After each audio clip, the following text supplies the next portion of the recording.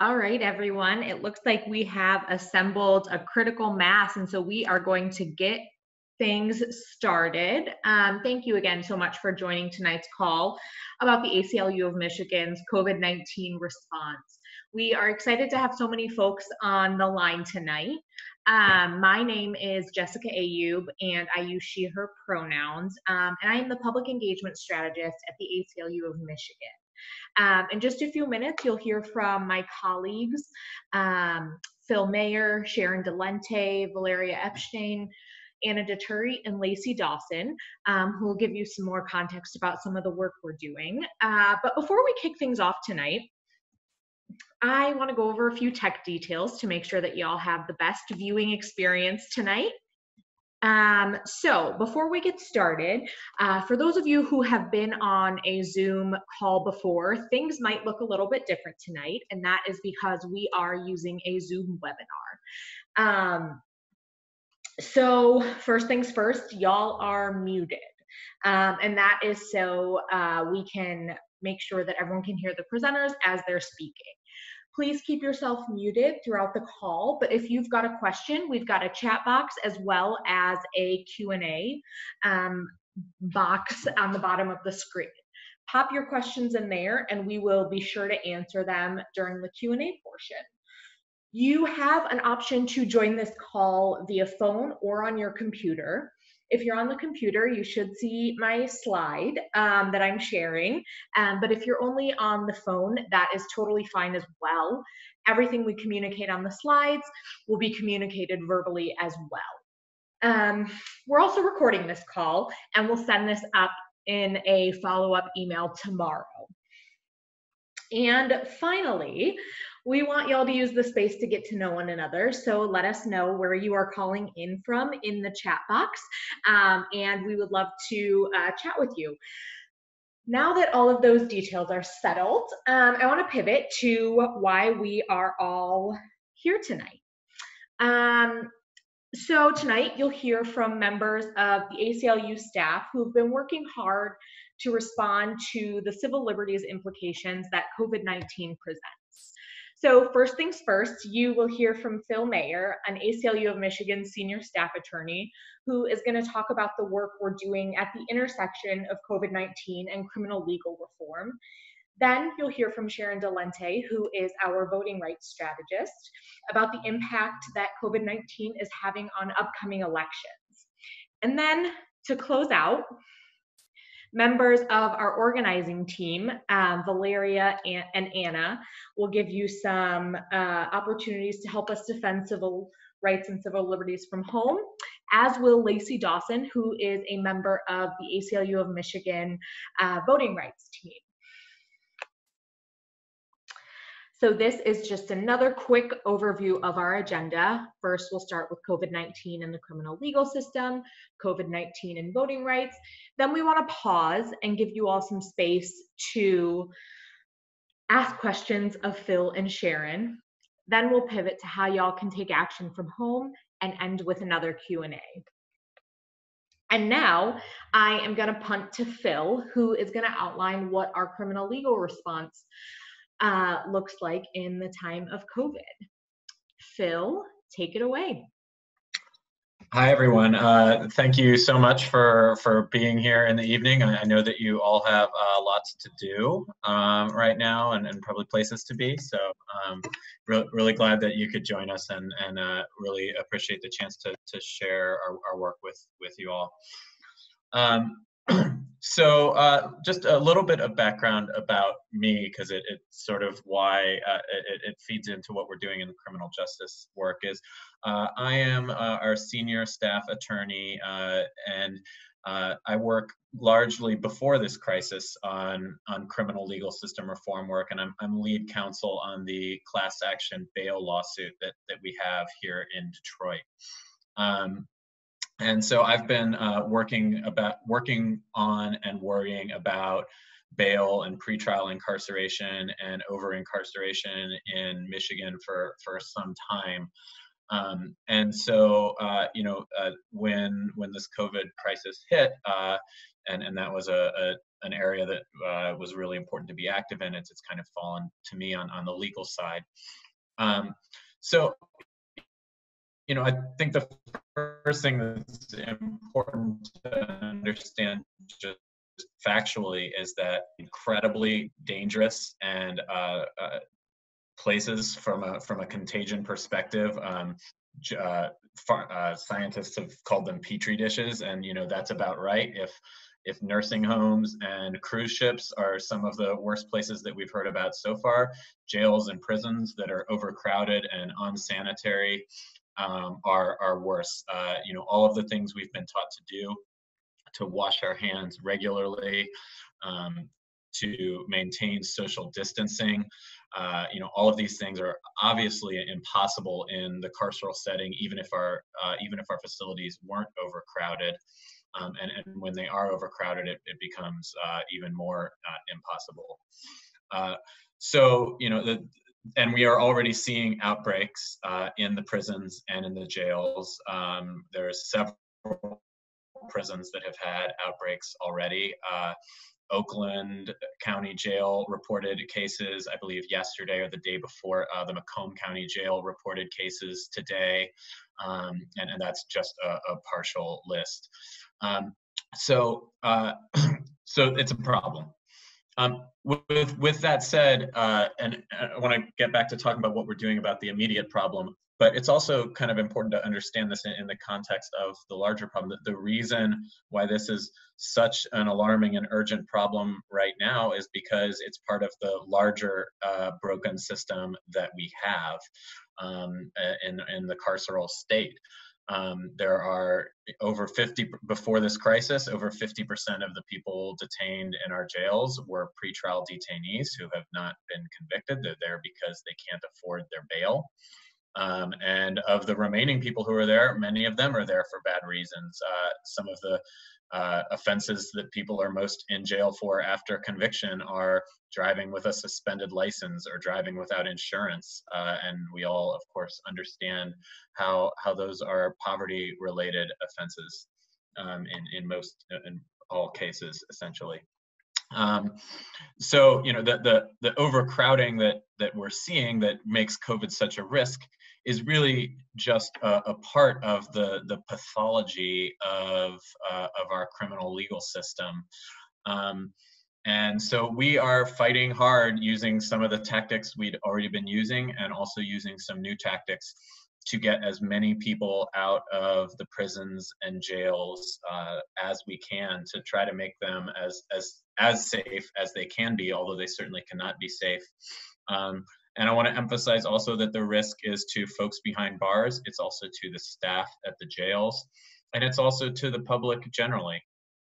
Because as people come and go from facilities, both staff and folks who are detained, they can bring the virus in or out of the carceral setting. So what have we been doing in the crisis? Well, we've really been leading in many fronts on this effort to get people out of jail. In the first couple days after things really shut down in the state and the severity of the crisis became evident, we drafted a motion that to ask for bond to be eliminated for anybody who's detained because they're pretrial and can't afford to buy their way out of jail. That motion is now in wide use around the state by attorneys everywhere. And although there's still a long way to go, that work has gotten hundreds, if not thousands of people out of jail already. There's still a lot to do, but jail populations at this time are down in most jails between 25 and 50%. And a big portion of that is people who were being held because they couldn't afford to pay bond, getting out through use of the kind of motion that we prepared. And then we've been working strategically with partners around the state to then take the next step on those, where when judges have unreasonably denied these motions to let people out for the course of the crisis, we've brought emergency appeals in the Michigan Court of Appeals, and we've seen success with that. We've also just done a lot of work behind the scenes. When public defenders contact me, I help them go through the list of everybody who's detained in their jails and talk through what the arguments are for getting those people out. In the Chippewa County Jail up north, for example, in the UP, we've been able to reduce the jail population there by 40 people in 2 days, and we've gotten more people out since then. And that's out of an initial population of about 120, and that was us working with the public defender there to really identify every argument. And I know that when she would go in and meet with the judge on every case, even when we weren't on the papers, she would say, you know, I talked to the ACLU about this case, and it was visible that was working. You know, she'd file a motion one day, and then the next day she'd refile the motion and say she was talking to the ACLU, and you know, people were getting out of jail. We've also been there are other efforts in the works to get folks out of jail and to get folks out of the prisons. Many of you may have heard that Sunday night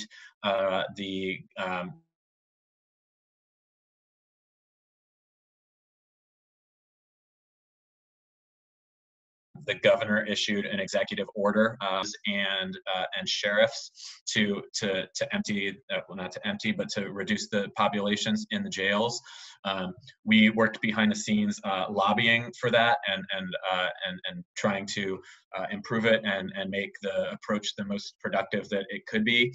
And then since that happened, yesterday we sent letters to every single judge and every single sheriff in the state explaining to them the full scope of the powers that they now have, because it wasn't really spelled out in full detail in the governor's order. So, you know, we've been trying to make sure that judges and sheriffs understand what it is they can do. We're also looking into issues of immigration detention too. And then just to say sort of a word about the ACLU's efforts across the nation in this regard. I mean, what we are doing is being replicated across the country. ACLU affiliates, our state affiliates around the country are bringing lawsuits, are working to advocate with judges, with legislatures, with governors, to make sure that every possible step that can be taken is being taken to reduce the population of people in our jails and prisons. Did I use all my time there, Jessica? You've got a few more minutes if you've got any final points. Jessica.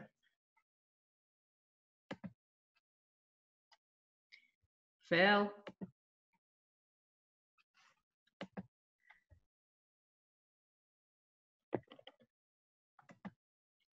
All right, Phil, it looks like we are ships in the night and I can hear you, but you can't hear me. Okay. So we are going to... I think, Sharon, that you were next, so maybe, I don't know how to change the slide, but should I turn things over to you? I can see you hearing me.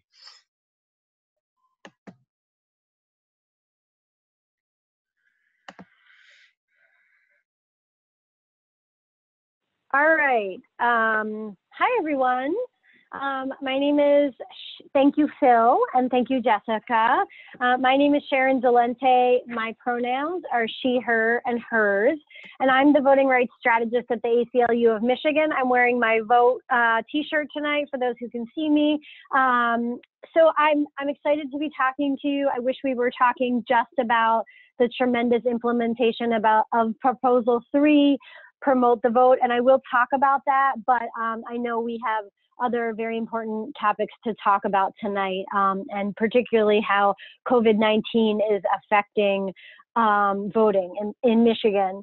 But let's just start for a minute with talking about, I know it's hard to believe that just 3 weeks from yesterday, on March 10th, That was our Michigan presidential primary. I'm sure everybody who could vote on this call, being active ACLU supporters, was out there and making their voice heard. This was the first statewide election since the passage of Proposal 3. And I just want to give you a little sense of what happened in that election, because it was really huge and meaningful. So more than 21,000 people registered to vote during the last 14 days and on election day.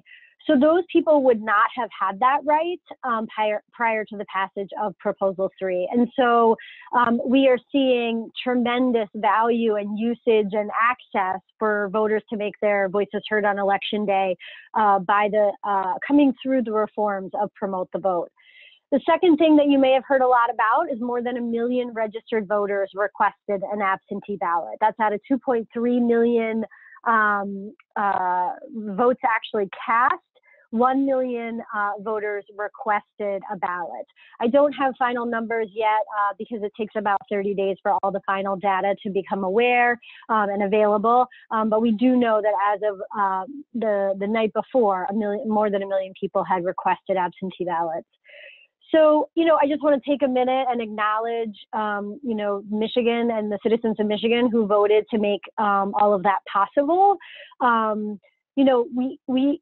We couldn't have understood in 2018, and I couldn't have understood when I was writing the constitutional amendment, how important that right would be. We could not have foreseen, or maybe others on this call could, but I certainly could not have foreseen that we would be where we are now, and how important these rights, these expanded voting rights would be to us. So unfortunately, on primary night, March 10th, later that evening, when I was still processing the events of the day and helping voters and figuring out, what sort of next steps we needed to take, unfortunately, that was the evening that the governor declared a state of emergency because of COVID-19 here in Michigan. The position of the ACLU, both in Michigan and nationally, around voting rights and COVID-19 is super simple. We believe that citizens should not have to choose between their health and their civil rights. I'm sure you've seen that there have been extraordinarily difficult times in our country before, and we've managed to continue to embrace our democracy and continue to allow the citizens of this country to make their voices heard at the ballot box, and that is critical. We have to find a way to maintain both of these things, not sacrifice our civil rights in order to keep ourselves safe. So again, because of the passage of Proposal 3, luckily Michigan now provides a constitutional right for every registered voter to use an absentee ballot through the mail. So now voters can vote from home, and that's an extraordinary opportunity for us given where we are now. Unfortunately, as you may know, that's not true for all the states in this country. And so we are in some ways in a more fortunate position than some that we already have this constitutional right. Other states are now having to fight about it right now. So we have this important constitutional right and a number of new voting rights, but unfortunately not everyone knows about them. And so a little bit later in this webinar, we're going to invite you to help us let more voters know about their right to vote from home by absentee ballot. So we have this extraordinary fix, one could say, or this extraordinary access or opportunity to continue to make our voices heard, even in light of COVID-19, but we need to make sure that all voters know about it. So even though we won these huge victories, and I think things are better for Michigan than some other states, there's actually still a lot of important work for us to do given what we're facing. So true vote by mail states, true states that consider themselves to be a vote by mail state, mail every registered voter a ballot. So just let that sink in. I know it's kind of revolutionary when you hear it the first time. there are states in this country, I think we're up to all or part of 6 states, that don't wait for the voter to fill out an application. They don't wait for election day. They mail the voter a ballot. They put the ballot right into the voter's hand wherever they are, and they begin the process of ensuring that citizens can make their voice heard. So as you probably know, Michigan, we do not have that system. Michigan requires you to apply in order to get an absentee ballot. And so we immediately started working with our legislative and policy teams to talk about how we could advance streamlining of this process. That's basically what I think about. When you take a 2-part process of an application and a ballot and you make it a 1-part process, as those other states have done, you're streamlining the process of allowing folks to vote from home.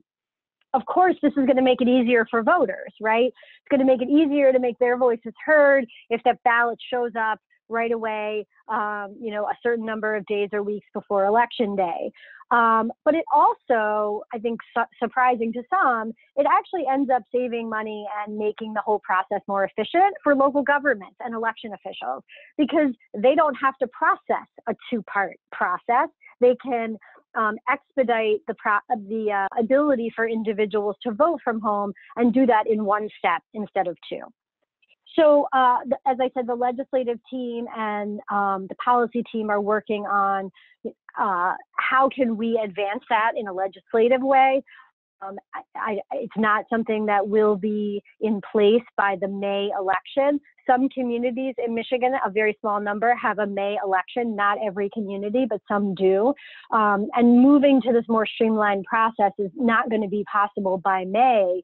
But if we're looking at an ongoing COVID-19 issue, we really need to be looking at that legislative change by November. So the other thing that we've been advocating on is the importance of recognizing that we are not moving to a vote by mail only system. So what do I mean by that? We're not, the ACLU, would oppose eliminating all opportunities for individuals to vote in person. Why is that? Well, because first of all, one of the constitutional rights that we guaranteed ourselves in 2018 was the right to register up to and on election day. If you need to register on election day and you need to get a ballot on election day, you're going to have to do that in person.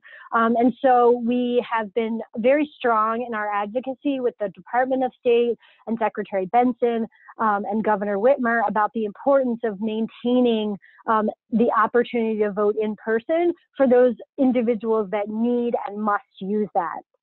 Another reason why we oppose all vote by mail systems is that it can create barriers to voting for some vulnerable groups. So this could be eligible voters who need language assistance or other types of assistance. It could be low-income voters who lack a current address. It could be individuals who have a housing instability and therefore need to update an address. So there are reasons why, in addition to securing and maintaining the right to register up until on election day, that we're going to have to continue to maintain in Michigan. Again, getting back to that, we do not need to sacrifice our civil rights in order to maintain public health. We need to find a way to do both of these things. So the last thing I'll just mention is, as I said, Michigan is down this process with 1 million people applying for absentee ballots. We are well down that road of boosting and shifting voters' behavior to voting from home with an absentee ballot. But there's a big gap between 1 million and the likely expected turnout in November 2020, which is more than 5 million people. And so, as I said, we'll be talking a little later in this webinar about how you can join us in helping to boost the participation of individuals to vote by mail and vote from home so that they can, if it's possible for them, so that they can avoid having to go somewhere in person. But I've also been working really hard at coordinating with other civic engagement organizations and working with the Department of State on the tools we need to continue to register and encourage participation in this new world. And what I mean by that is there are more tools that we can and should have and will need in Michigan so that more individuals can register online. More individuals can sign up and get their absentee ballot online. So there's a number of tools that we, luckily at the ACLU, have been talking to the state about and about the need to build them. But now the time is, it must happen now. And so I've been strongly advocating with the Department of State on the need to get those tools up and online as soon as possible. So I think with that, I will turn it over to Jessica for some Q&A. Awesome. Thank you so much, Sharon. And thank you, Phil, both for giving us great issue primers on some of the key things we're working on. So now I want to pivot to Q&A. We've already got a great queue of questions lined up, but please continue to drop questions in both the chat box or the Q&A one. I'm monitoring both. So I think to keep things straight, we are, I'm gonna do it issue by issue. So we'll start, Phil, and have you answer some of the questions we've been getting about our legal reform work. And I think you and I have figured out our audio issues. So hopefully you can hear me. So this first question we've got is from Francine, and she is asking Phil, is the ACLU currently working on defining and defending the rights of people who are quarantined? Phil, take it away. Yeah, I mean, sure. So that's absolutely a huge issue, and it's one of great concern. It's not easy for anybody who's at home to be isolated, you know, if they test positive, and to try to not be around anybody. But in the carceral setting, that obviously becomes far worse. You know, it is something we have been advocating around since the crisis began. One of the first things we did is send a letter to every single jail in the state outlining a whole raft of things that they should be doing. And it was focused in part on what the jails should be doing to keep the virus out as well as they can, but also what they should be doing to make sure that inmates who are affected are treated humanely and justly and compassionately and with adequate medical care. We are continuing to monitor that and work with our partners who focus on those conditions. And I'm on calls every day with the people who are focusing the most on this, and it's a constant source of advocacy for us. Awesome. Thanks, Phil. This next question, we've got a couple of questions that are similarly related to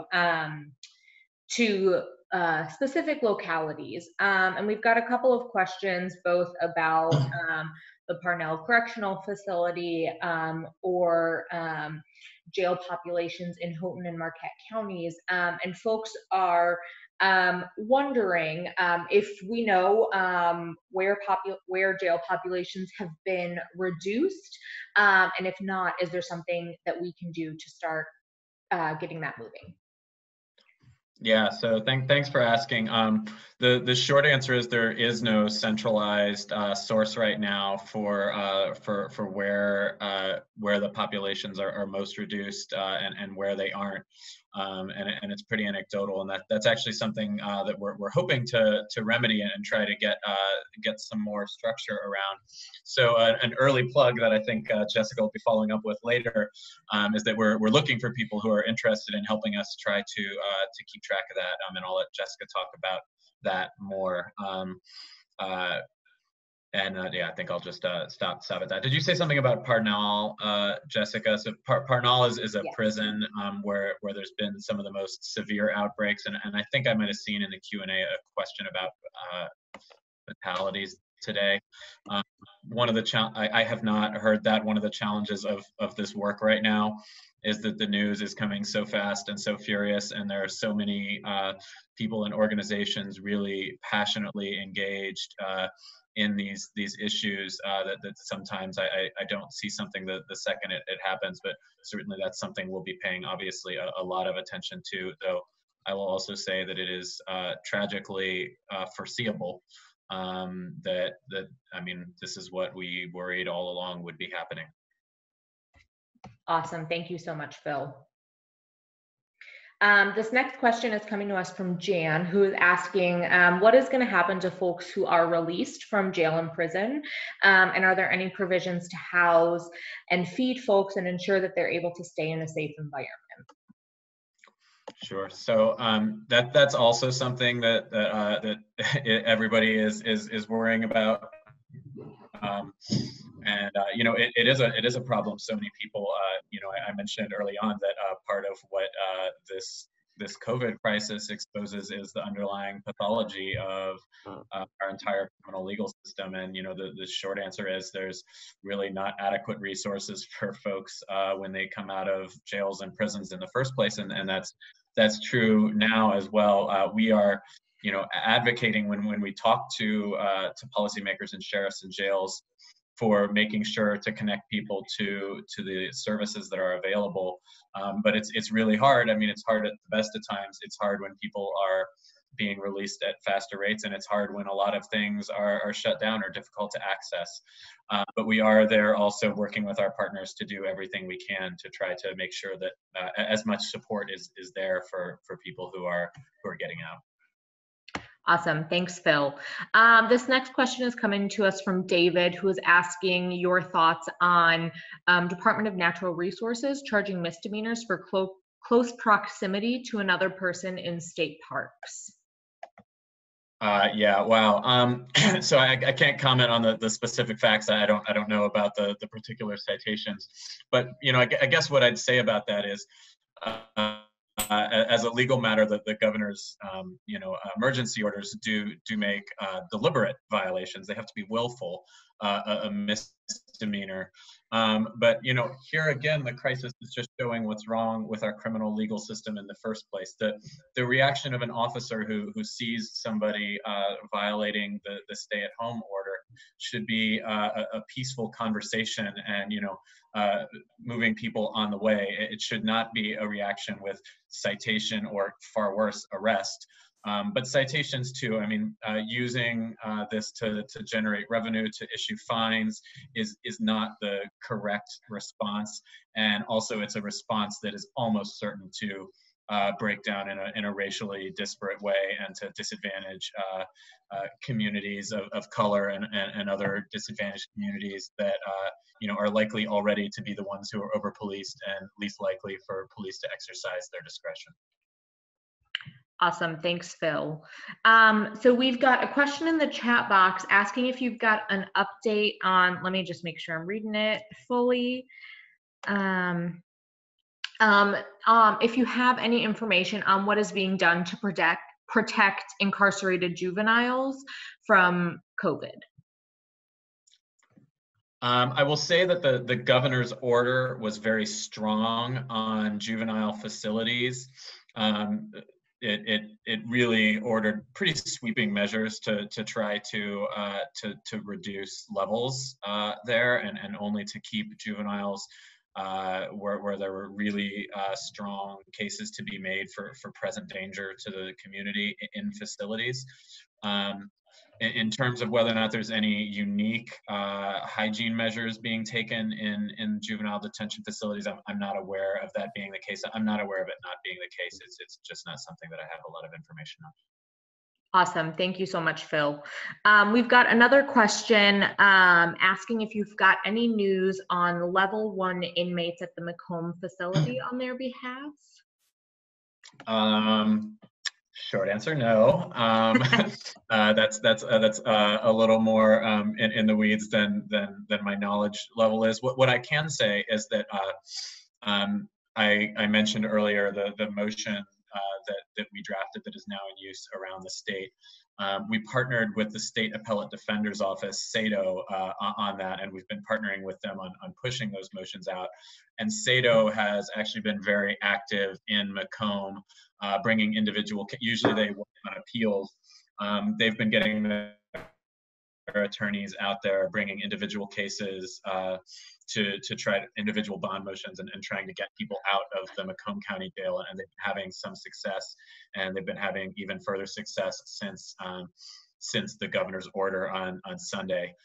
So I don't know the specific answer to that, but I can say that there's special resources in the form of SADO, and we're working with them and collaborating with them, going in and working on the Macomb jail.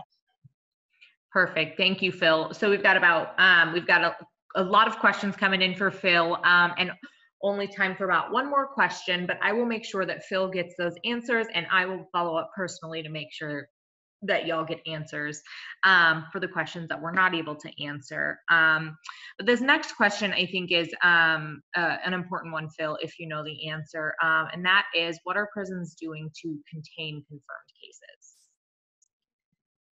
Yeah, so our understanding is, they are essentially quarantining confirmed cases and cleaning spaces where they were.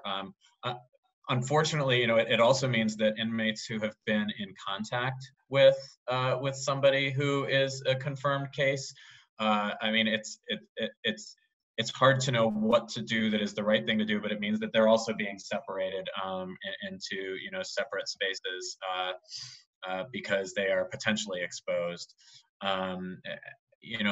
Really the answer is we need less people in our prisons and jails so that we could have handled this better in the first place. But they are trying to do quarantines, but it's not possible to fully quarantine. I mean, as we know, people can be asymptomatic carriers of COVID, and there's just countless problems with that. Among them is that jails and prisons rely on the labor of the people who are incarcerated there to serve food, to do cleaning, and when people can be asymptomatic carriers, it means the very people whose incarceration the state is frankly exploiting to keep the carceral state running. Those same people will be exposed because they're around fellow inmates, and at least some of them are going to be asymptomatic, and they're going to be serving food. They're going to be cleaning, and there's just no good answer except for getting people out as fast as we can to make it as safe as we can. Awesome. Thank you so much, Phil. We are going to pause the Q&A on criminal legal reform and do our best to get answers to you as quickly as possible over the next few days. So please keep those questions coming, and I will be sure that we get you answers. And now I want to pivot. We've got lots and lots of questions about voting rights, and so I'm very glad that we've got Sharon on the line to help answer that. So Sharon, I want to kick it off. We had a question early on. Could you just brag on us a little bit more and talk about how many people were able to vote because of Prop 3 in this past election? Yes, I can keep finding out how to brag on that a little more. And let me also tell you, Jessica and I were just on a call today about getting some more data and trying to understand exactly who's utilizing all these different forms of new voting rights. But what I summarized before was that 21,000 people, right, registered during the last 14 days or on election day. And I don't have the number right in front of me, but I think 13,000 of them were actually on election day. And many of you may have seen those, all those people, they were long. It's never good to have long lines, but that was evidence of all the individuals utilizing that right when we saw long lines, in our university towns in East Lansing, Ann Arbor, but also in Grand Rapids and Dearborn. So we saw folks. I think that's a victory in the sense of, it's a victory to see evidence of individuals' rights, because it means that we are breaking through with more and more people understanding that they have the right to do this. And then, as I said, more than 1 million people requested an absentee ballot. That's getting, we'll have to see exactly what final turnout numbers, once I get final data, but that's definitely an increase. I think we're probably going to be up to 40% of individuals voting in the presidential primary by absentee ballot. Prior to this, it never had gone any higher than 30%. So to get a 10% boost in our first election is fantastic. Perfect. Thanks, Sharon. So we are actually getting quite a few questions about what we're doing to ensure that Michiganders can vote by mail, and some questions about whether or not we are going to streamline the process for the August primary. Follow-up question is, are there thoughts to mail every registered voter a ballot application? So really all questions related to what happens after May. Yeah, so one of the things that you may have seen is Secretary Benson, prior to the governor's order on voting, indicated that the Department of State would mail applications to all registered voters who had an election coming up in May. The Secretary of State, in my analysis of the legal issues, has the authority to do that. It's not something that others in the state disagreed when she took that step, but I think they're wrong. And so, you know, whether or not you'll continue to see, that's a new thing for the Secretary of State to do that, and to take that sort of direct role in providing the application to voters. Again, I think that she has the legal authority to do it. It hasn't really necessarily been the way that it's been done in the past, but I don't see that would not be something that she could continue doing. I think she could continue doing that in August and November. Obviously, mailing to 5 million people with prepaid postage is pretty expensive, so we want to figure out how to fund that. One of the things that you may have been seeing a fair bit about, particularly in some of the national stimulus bills, is that when you are, while I said that a vote by mail system is ultimately more efficient and cheaper when you streamline the process, doing it in a 6-month period is perhaps not the most inexpensive way to do it. And so it's really important for the state and to the extent that the federal government is willing to take this on as well, to provide the resources to make this huge shift in such a small amount of time. I think there was a question about whether or not I think the legislature is going to be willing to streamline the process. I was here for those many, many years where the legislature refused to do anything. So I'm a realist. But I think we have two things that are coming together. Number one, you saw tremendous support for Proposal 3. Proposal 3 won in 80 of Michigan's 83 counties. So it's an issue that the legislature really shouldn't be fighting. Voters support voter access. And then I think the second thing is the tremendous amount of concern and the desire to have more individuals voting by mail. And, you know, if all of you work with me to put pressure on the legislature to tell them that they must do this, then I think that gives us our best chance. Awesome. Thanks, Sharon. So this next question is almost like someone was in our conversation earlier today. And Karen was asking, how likely is it to get legislation to streamline the absentee voting ballot process? And if the process is going to be changed soon, that can be confusing to voters. And so I know you and I had this conversation earlier. I was hoping you could chat about that a little bit. Yeah, so I've definitely been thinking about the concern of sort of educating voters on the process right now, and then if that process were to become more flexible, would that present a challenge? And keep in mind, right, since the passage of 2018, I've been on like a multi-year cycle to educate folks about, so I have a lot of confidence in our citizens' ability to understand their rights and capitalize on them, utilize them. I think what I would say is that when the system, if we're able to make the system more streamlined, and have government sort of initiating the process by mailing ballots, I don't think that will be confusing because we're making the process simpler, right? So if we were changing the process in a way that made it harder or required the voter to do a different action, I think that could be confusing. But I think the likely changes were any to come, or the likely changes that that we're pushing for and that we're advocating for all make the process more simple by either putting an application right into the hands of every registered voter, or better, the better system is putting a ballot into the hands of every registered voter. Awesome. Thank you so much, Sharon. So we've got time for just one more question on voting. And I want to make sure that we answer Elaine's question, because I know it's a question you get quite a bit, Sharon. And that is, how can we get ballots to people who are homeless? Elaine works in an agency that helps the homeless and people who move often. So how can Elaine help her clients? Yeah, so you do not need to have a home in order to register and vote in Michigan. You can be homeless. It is beneficial if you can put, when you register, if you have a place that you regularly sleep, if that's an intersection, if that's a car, right, you can describe a place.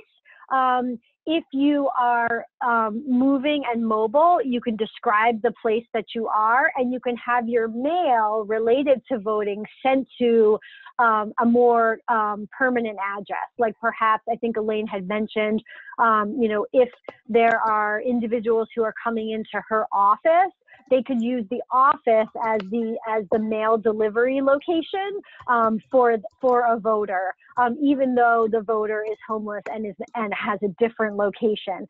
So absolutely, individuals who are homeless or have housing instability can register. I think two other things I would a sort of practice recommendation and then a resource.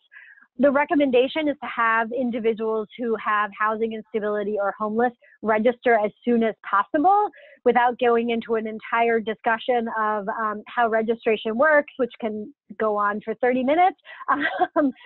It is easiest to register earlier, right? So the earlier that someone registers for an election, particularly at least 2 weeks, every method of registration is available to them.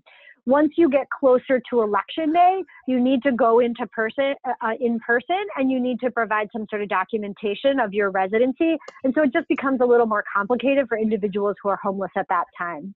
The last thing I want to do is just make a plug. We cover this information on a new resource that the ACLU, along with many partners, launched this year called MichiganVoting.org. And there is information on there specifically about how homeless individuals can register and vote. So you don't have to take my notes down. You can just check out, again, MichiganVoting.org. And don't worry, that link will also, I dropped that link in the chat box, and we will also send it out in the follow-up email, because a lot of the questions that have been coming through will be answered in there. But if they're not, of course, you know how to reach us. So now, my favorite part as an organizer, we are going to transition to hearing from some of our organizing team and voting rights team about how you all can take action from home. And I am going to just start by acknowledging that there's a lot of uncertainty right now. And as we heard from our colleagues, there's a lot of work that needs to be done to ensure that COVID-19 does not threaten our civil rights here in Michigan.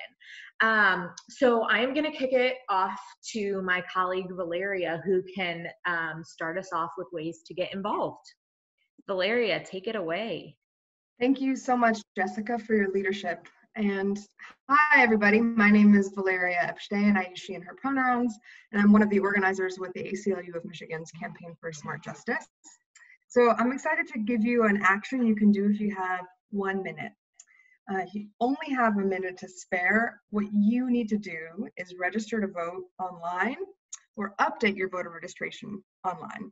So this is a new thing that is available to us. Not only is now online voter registration for new voters available, but so is updating that registration. So doing this is going to allow us to be prepared for election day. And in order to do that, you can go to the same link that Sharon just listed, which is michigan.gov/voter registration, michigan.gov/voter registration. And now I'm going to actually pass it to my colleague, Anna, who will fill you in on another way to take action.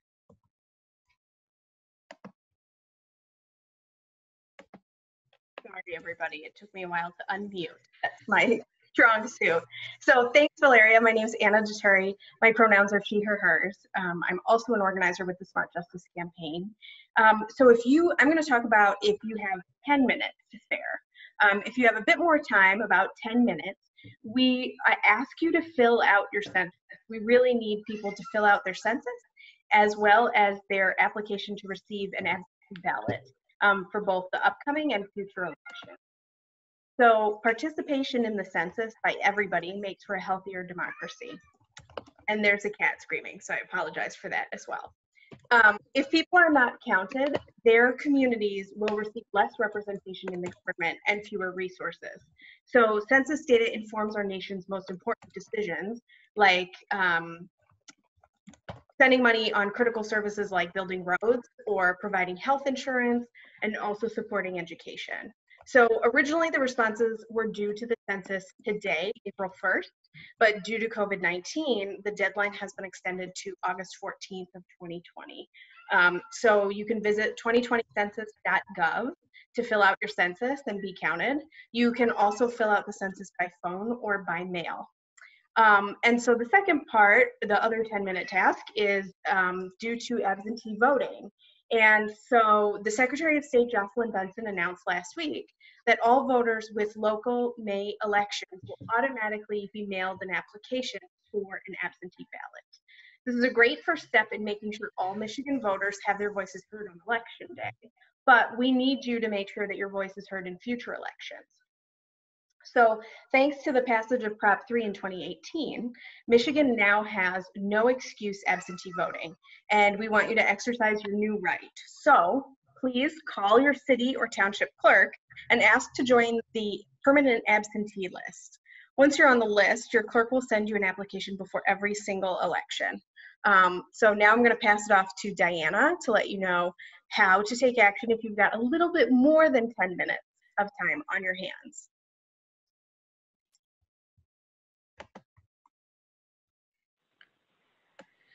I think we had it saying that it was passing off to Diana, but it's actually passing off to Lacey now, correct? Sorry. No, Yep. It's okay. Yeah. We've got a lot of speakers on tonight. Take it away, Lacey. Hi, everybody. I just first of all want to thank the team at the ACLU for continuing to do such a great job in protecting democracy and all human rights here in this country, especially at a time like this. But more importantly, I want to thank everyone that joined the call. It's so good to see so many volunteer leaders out there who are just willing to donate some time and energy towards such a worthy cause. So if you have more time, and I'm believing that everyone on the call has more time and it has more energy to spare, we would love for you to join our call team. Jessica has put together a great campaign and is utilizing a lot of her skills to ensure that the protections that we need continue using your help. So we're going to ask you to join the call team, and looking forward to seeing a lot of you on the team. I know I'm excited to be part of that team.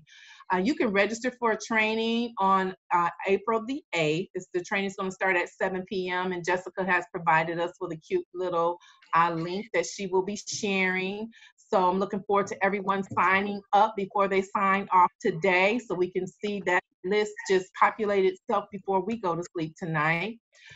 So hopefully we can see you on that. The next thing is our clerk engagement team. So you have a clerk engagement team, which Diana is in charge of, that is really going to be crucial to making sure our election in November goes off successfully. So again, you have two very important things that you can do. They'll take no more than an hour of your time, and I'm looking for every person that is on this call to be part of that team. And again, thank you for your time, your effort, and your leadership at this very important time here in America. And with that being said, I'll pass it back to our fearless leader, Jessica. Thank you. Thank you so much, Lacey. I am going to close us out with just one final ask. So we are so grateful to all of you who have joined us tonight. And in this moment of concern and uncertainty, your financial support is critical to ensuring civil rights and civil liberties across Michigan. We are counting on you as our dedicated volunteers, members, and supporters to help make sure that we can maintain our full fighting power.